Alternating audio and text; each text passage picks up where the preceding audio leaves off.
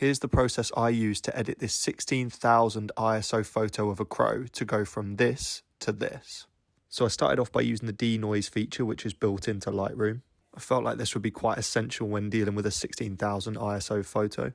Then I went ahead and created a subject mask. It did a pretty good job in this instance, but I did need to paint a bit of the bottom left so that the whole crow was included. Before making any changes to that mask, I duplicated and inverted it so that it gave me a background mask. I then had a little play around with the different settings to see what kind of background I thought looked good.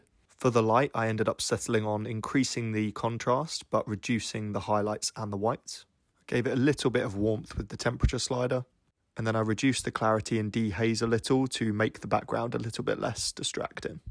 After this, I wanted to have a little play around with using a linear gradient, but just on the background portion.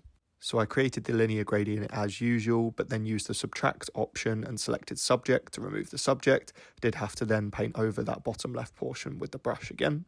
Played around with some more settings here, but ended up settling on reducing exposure, shadows and whites and increasing contrast. Probably should have done this at the start, but then I decided to crop the image a little bit so that I got rid of some of that blank space up the top of the image. Now it was time to go back to that subject mask I created earlier to make some amendments. So on this, I increased the texture and added a tiny bit of dehaze.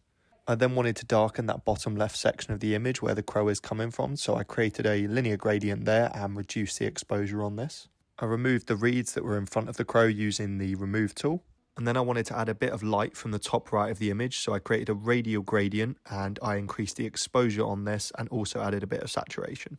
At this point, I was really liking the image, and at one point I zoomed in and saw the reflection in the eye, which I thought looked amazing. But there was just something about the subject itself which I wasn't happy about. So I went back into the subject mask, added a little bit of warmth, and then reduced the saturation a little bit as well, and I feel like this just gave the image an overall better look. And then we were done. I hope you enjoyed this editing video. If you did, be sure to give me a follow as it really helps out, and I'll show you the final result of the image now. I hope you like it.